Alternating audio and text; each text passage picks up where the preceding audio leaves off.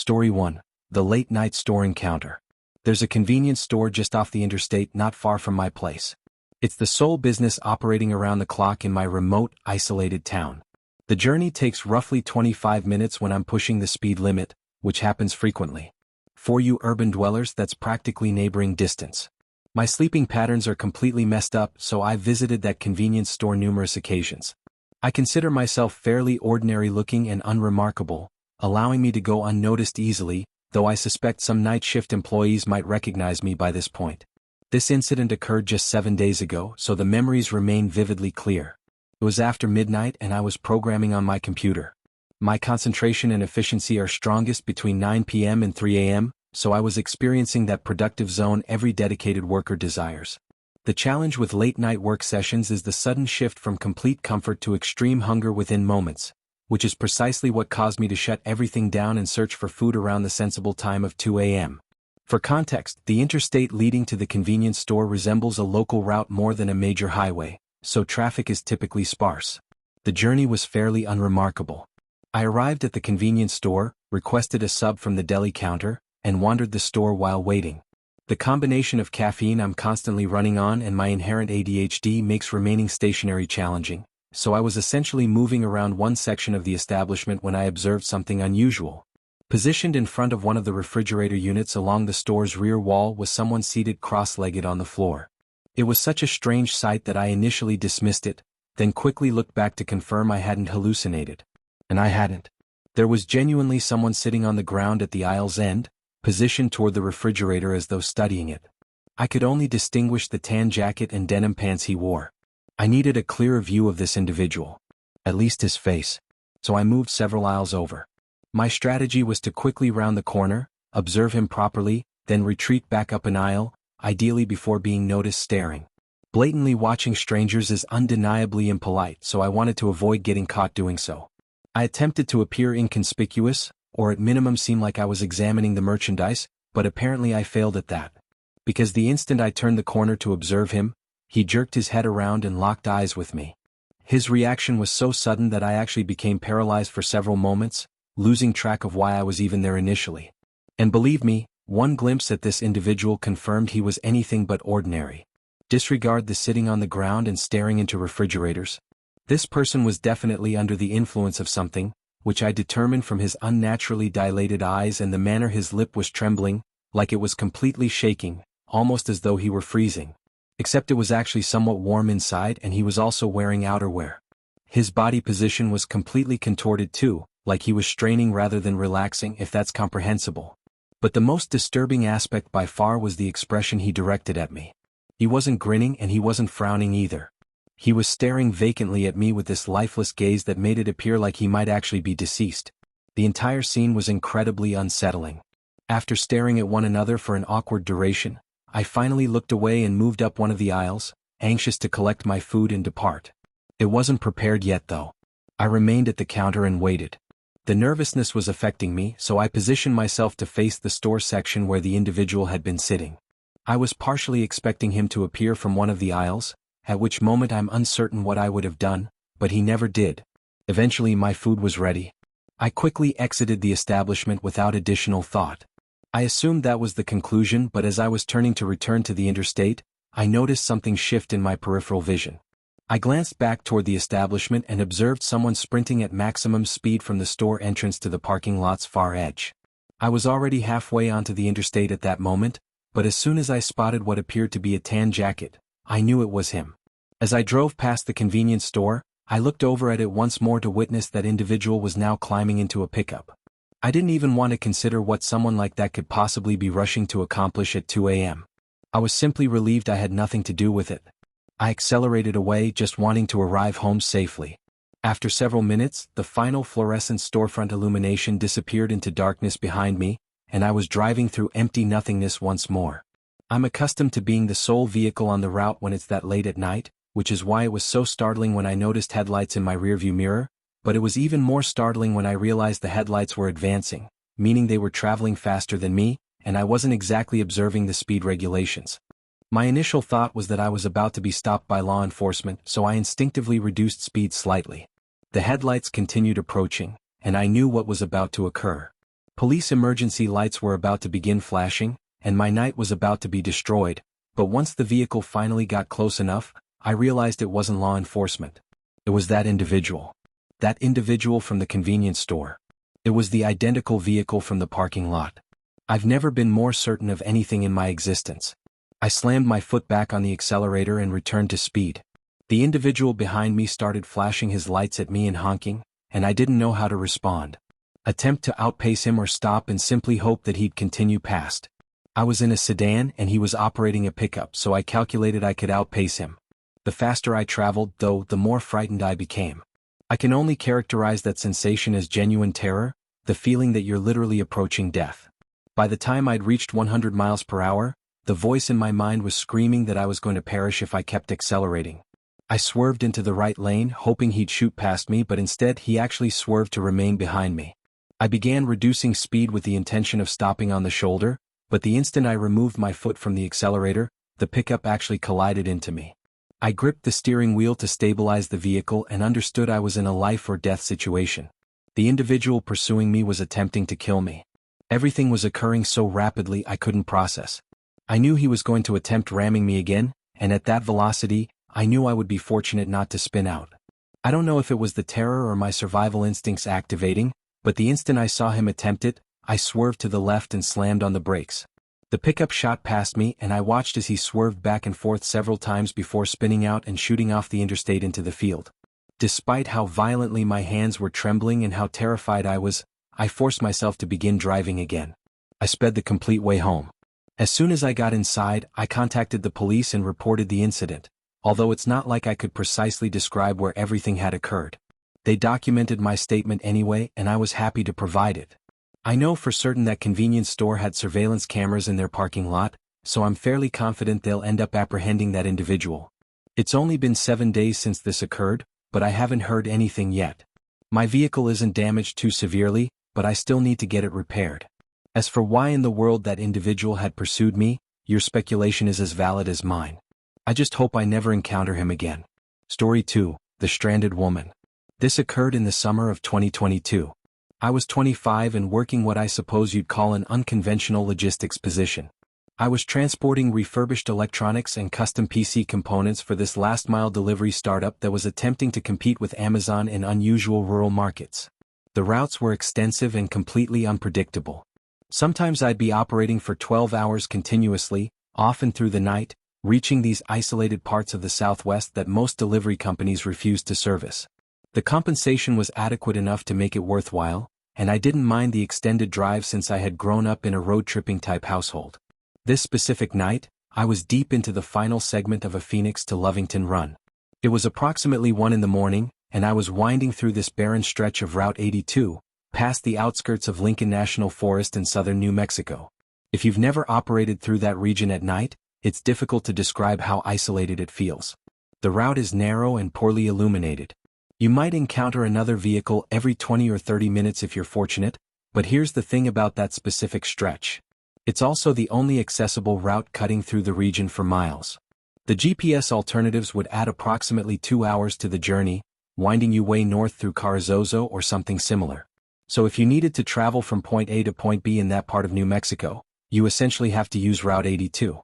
Anyway, I was listening to some true crime podcast when I rounded this curve and spotted a red hatchback awkwardly positioned onto the gravel shoulder with its hazards flashing. I reduced speed slightly out of habit. As I got closer, my headlights illuminated a woman positioned next to the vehicle. She was holding her phone elevated in the air like she was attempting to catch a signal.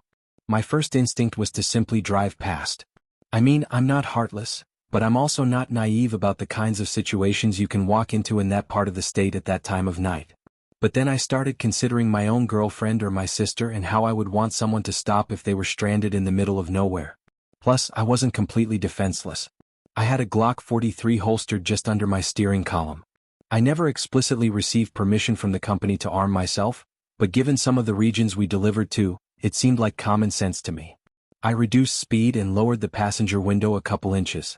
The woman, who didn't appear much older than me, rushed over immediately and attempted my passenger door handle, which was locked. She stated she needed a ride to the nearest fuel station and claimed her vehicle had just died and she couldn't reach anyone on the phone. Her voice had this jittery quality to it, like she was either really stressed or maybe on something. I hesitated for several moments. The situation felt slightly off, but what tipped the scale was knowing I had a firearm within reach. I calculated if things got sketchy, I'd be able to handle myself, so I unlocked the door. She got in quickly and gave me this vague and slightly slurred "thank you so much" without really looking at me. The manner she slurred her words made me think she was intoxicated or maybe slightly tipsy, which made me somewhat cautious. Before driving away, I asked her some obvious questions. Had she struck something or did the engine cut out, that sort of thing, but she kept deflecting, repeatedly asking me to simply drive. Nothing she stated really made sense, and I was leaning towards removing her from my vehicle the more she talked. I was about to make a decision when I glanced over at her vehicle once more. To my horror, a man stepped out from behind it like he had been concealing there the entire time. The adrenaline started to activate and I turned to face forward. There was another figure positioned directly in front of the route, about 50 feet in front of us. There was something elongated in his hands, maybe a bat or a pipe. I couldn't determine exactly. He started moving toward my vehicle, and that's when my survival instinct took over. I floored it. I didn't even attempt to be subtle about it. The woman whipped around to look back and immediately started yelling. Then she reached down and started digging around in her purse for something. I had a feeling I knew what she was searching for, so before things could escalate, I yelled at her to freeze and drew my weapon. I didn't aim it at her, but instead just positioned it on the steering wheel so she could observe it. Whatever she had been reaching for, she stopped immediately. I instructed her not to move and she didn't. To my surprise, she stopped talking too. She just stared straight ahead with this expression I couldn't interpret.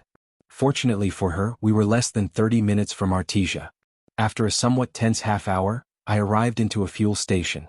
There were 2 other vehicles in the lot, both big rigs. I instructed her to exit. She refused at first and gave me some stupid reason I can't recall, but I leaned across her, yanked the passenger door open, and basically forced her out of the vehicle. She stumbled back and fell onto the pavement, all the while yelling something incomprehensible. Someone started jogging over, probably one of the truckers, and I could already envision the accusations that were about to fly. All that individual had witnessed was me throwing a woman out of the vehicle, and I didn't want to deal with this situation for a moment longer, so I didn't. I yelled out a warning to him about her ill intentions, but that was all I was going to do. Then I accelerated out of the lot before that individual could approach me and didn't look back. I drove to another fuel station and started filling my tank. Then I walked over to the passenger side to inspect the seat. Buried between the seat cushions was a burner phone battery and a sealed pack of zip ties. I didn't even want to consider it. I discarded all of it in the trash and got back on the route, eager to be done with the journey. I never reported any of it, not to law enforcement and definitely not to my company. Not because I didn't think it was worth reporting, but because, legally speaking, I didn't really want to explain to a bunch of officers why I was operating around armed or why I'd physically removed someone from my vehicle. I'm not going to get into it, but you can connect the dots on that one yourself. One thing's for certain though. Being armed that night may have very well saved my life. Story 3. The Kansas gas station. This occurred about 3 years ago when my husband and I were operating cross-country from Utah to Georgia. Although the route we had mapped out wasn't the most direct, it passed through some places my husband really wanted to visit. The downside of that, though, was that we'd be cutting through some pretty desolate stretches of interstate. The worst part was this section of western Kansas along U.S. Route 400, basically 100 miles of nothing but farmland. We'd been operating for most of the day, and I had fallen asleep in the passenger seat sometime around sunset. I'm one of those people who can sleep anywhere in a moving vehicle, so I was out cold for several hours. Around 10 at night, I woke up to the vehicle reducing speed and realized my husband had arrived into this tiny fuel station off the side of the interstate. My husband stated he was going to grab some snacks and fill up the tank. I calculated it might have been my final chance for a while to use a real restroom, so I exited and headed inside. I didn't bother bringing my phone or purse with me. I was just going to be in and out, so I didn't really see the need. The cashier was this older individual who didn't even look up when I walked in. The restrooms were tucked down this narrow side hallway toward the back of the establishment. As I opened the women's restroom door, I almost bumped right into this woman who was coming out of one of the stalls, which wouldn't have been that noteworthy were it not for what she looked like. She had messy, unkempt gray hair that frankly looked kind of disgusting and oddly sticky. She was also wearing these foam flip-flops that made this soft slapping sound when she walked. As if that wasn't bizarre enough, what stood out the most was this thick purple and green jacket she was wrapped in. Let me remind you, we were in Kansas in the middle of summer and it was probably 80 degrees out. She was carrying this tied-up plastic grocery bag, and when she spotted me she just stared. Not like a normal, "oh excuse me" kind of look, but this locked-on stare that felt weirdly expectant, like she was waiting for me to say or do something specific. I didn't know what I was expected to do, so I just gave her a polite nod and attempted to step around her, but she didn't exactly rush to let me through. I calculated that was the end of it, that she'd leave me and I could get on with my life. But no, instead of leaving, the woman actually turned around to follow me and stepped toward the sink area. But she didn't activate the water, or look in the mirror, or do any of the normal things you do at a sink. She just stood there with her arms at her sides, like she was again waiting for me to do something. I was already feeling uneasy, so I went into the nearest stall and locked it. The moment I sat down, I immediately regretted not bringing my phone or anything with me. I had no method to text my husband if something went wrong, and I was starting to get the feeling that something was off about this woman. I remained there for what felt like several minutes, just waiting for her to leave. Eventually, I heard the soft slap of her flip-flops moving toward the door, then the sound of the restroom door opening and slamming shut. I waited several extra moments to make sure she was really gone, and then I realized something. I could still hear breathing. Not my own, someone else's, coming from somewhere in the restroom. It dawned on me that she had faked leaving. She must have opened and slammed the door to make it seem like she departed, but she was still in there, standing silently somewhere near the exit, probably in the corner by the door, just out of my line of sight. I didn't move. I remained in complete silence for a really long time, attempting to quiet my breathing because I was terrified at the thought of her hearing me. The entire time I kept thinking about how foolish I was for not bringing my phone. Eventually the door was opened and closed again. The breathing stopped too, which sent a wave of relief over me. I still wasn't completely convinced though, so I waited for another half-minute or so. Just as I was about to unlock the stall, I heard a huge gasp, like someone had just been holding their breath, followed by the restroom door opening and closing again. That's when I truly started panicking. That woman had pretended to leave the restroom twice. I had absolutely no idea what she wanted, but the fact that she was playing these games with me made it clear that whatever it wasn't good. I didn't know what to do. Part of me was sure she was gone, but if she had pretended to leave twice, it wasn't crazy to assume she had done it a third time. Finally, the suspense was overwhelming me and I couldn't take it anymore.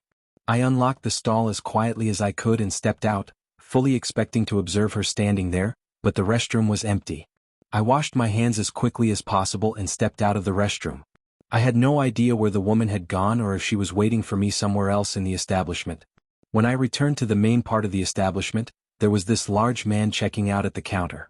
I lingered by one of the racks near the front until he finished his transaction and walked out, then I used him as cover to exit the establishment.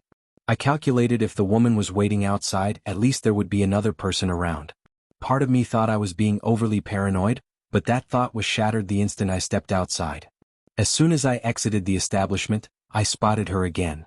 She was lingering off to the side of the front entrance of the establishment, this time clearly glaring at me. She was holding something in her hand that I couldn't quite make out. It looked like a blade, but I wasn't sure. The manner she was holding it though, and the manner she was slightly crouched like she was preparing to spring, honestly made it seem like she was about to attack me. I prepared myself to have to scream or run or even fight, but instead of moving towards me, the woman quickly turned and walked around the side of the building toward the back. I ran to our vehicle and got in as fast as I could. My husband looked confused and asked what had taken me so long. I told him I'd explain once we were back on the route. He didn't question me and just pulled away. As we were leaving, I looked back and spotted the woman standing at the edge of the building watching our vehicle. I don't know why, but observing her made me so unsettled and uncomfortable. I told my husband everything and he kind of got upset at me for not bringing my phone with me to contact him for help, which was fair. But that was that, and the two of us agreed to attempt and forget about the whole thing and go back to enjoying ourselves. I will state that I don't use roadside restrooms anymore, which I'm not in the slightest bit upset about. Story 4, the white van. This occurred to me in 2020. I was 24 at the time, working for a small logistics company. My job was to deliver automotive components between cities in the Midwest. Most of the time it was easy work, extended drives, adequate pay, and nobody breathing down my neck, but that job is also the reason I will never stop at a highway rest area after dark again. It was mid-January, freezing cold, the kind of night where even the dashboard lights feel too bright. I was operating along the I-80 heading east from Des Moines, on my way to deliver a package to Davenport. The drive was about 3.5 hours. I departed around 8 p.m., and by 10:30 I was in the middle of nowhere, just the sound of the tires on the asphalt and the occasional semi blowing by in the opposite lane. Around that time I started to get really drowsy. My eyelids felt heavy and I could feel myself zoning out. I spotted one of those blue rest area 1-mile signs, and decided to exit for several minutes to stretch my legs and grab a drink from the vending machine. The rest stop looked completely deserted, a few dim street lights, a small brick building with restrooms and about a dozen parking spaces. Only one other vehicle was there, an old white van positioned way off at the end of the lot, lights off. I parked under one of the lights, locked the vehicle and went inside. The men's room smelled faintly of cleaning solution and mildew. The heater was making a weird rattling noise. I washed my face with cold water to wake up, and when I looked up into the mirror, I thought I heard the door open behind me. I turned but no one was there. I stood still for a moment, just listening, but there was nothing but the hum of the heater. I calculated it was just the wind and finished up quickly. When I stepped outside, I noticed something that made me stop. The white van's headlights were now on. The engine wasn't running but the lights were on. I didn't recall hearing it start. I got this bad feeling immediately. I unlocked my vehicle fast, then I climbed in and started the engine. I exited out of the parking space and headed toward the exit. As I did, the van's lights suddenly shut off again. I remember thinking maybe someone was sleeping in there and just accidentally activated the lights, but as I got back on the interstate I kept checking my mirrors. For about 5 minutes, nothing occurred. Then, in the distance behind me, I spotted headlights, 2 small dots getting closer. It was the van. At first I wasn't sure, but as it got closer I could observe it was the same boxy white van. No company logo, no side windows, just a dirty cargo van. It caught up to me fast and got right on my tail. I was already going about 75, but the van remained inches behind my bumper. Then it switched lanes, sped up beside me and matched my velocity. The operator rolled down his window halfway. I could barely observe his face, just a shadow and maybe a baseball cap. He motioned for me to roll mine down, but I didn't. He kept gesturing and then pointed at my vehicle bed, like he was attempting to tell me something was wrong. At first I hesitated. Maybe one of my straps had come loose or something fell out, but then I noticed something that didn't make sense. There was nothing in the bed of the vehicle. It was completely empty. That's when I realized he wasn't attempting to warn me. I kept operating, pretending not to notice him, but he started honking and drifting closer to my lane. I swerved slightly to keep distance and he sped ahead, cutting in front of me. For a moment I thought he was going to slam on the brakes, but then without warning he veered onto the shoulder and came to a full stop. I flew past him, my heart pounding. I remained in the fast lane, going nearly 90 now, just attempting to get away. Several moments later I checked my mirror again. The van was back on the route. It followed me for another 20 miles. Sometimes it would fade back until I couldn't observe it, then out of nowhere, it would accelerate again and appear right behind me. I decided I needed to stop somewhere public. The next sign stated there was a truck stop 5 miles ahead. I took that exit first, arrived into the lot, and parked right under a bright light near the diesel pumps. There were several semis lined up, and I could observe several operators inside through the windows of the diner next door. The van didn't arrive in immediately. I waited maybe 2 minutes, then it came slowly up the ramp and into the lot. I exited out of my vehicle and headed straight into the diner. As soon as I walked in, the bell above the door rang, and the woman behind the counter looked up. She was maybe in her 50s. I told her that a van had been following me for the last half hour, and she must have observed how shaken I was because she contacted over the trucker sitting at the counter. This individual stood up, huge individual, flannel shirt, gray beard. He walked outside with me, and the moment we stepped out, we spotted the van idling at the far end of the lot, just sitting there facing my vehicle. The trucker muttered something like, "Yeah, that ain't good," and told me to go back inside. He walked straight toward the van. I didn't hear what he stated, but several moments later, the van suddenly reversed, swung around, and accelerated out of the lot, heading back toward the interstate. The trucker came back, shaking his head. He stated there were 2 individuals in there, both wearing hoodies, both just staring straight ahead, not saying a word. I remained in that diner for almost an hour until I was sure they were gone. I finished the rest of my drive with my eyes glued to the rearview mirror. When I returned to Davenport, I parked under the hotel lights and checked my vehicle. Everything was fine, but there were 2 smudges on the tailgate, like someone had attempted to open it with dirty hands. I quit that job several months later. Now, every time I drive long distance, I fill up before dark, bring snacks, and I don't stop unless it's somewhere crowded and open 24 hours, because I know for certain if I had rolled down that window or stopped when they told me to, I wouldn't be here telling this story.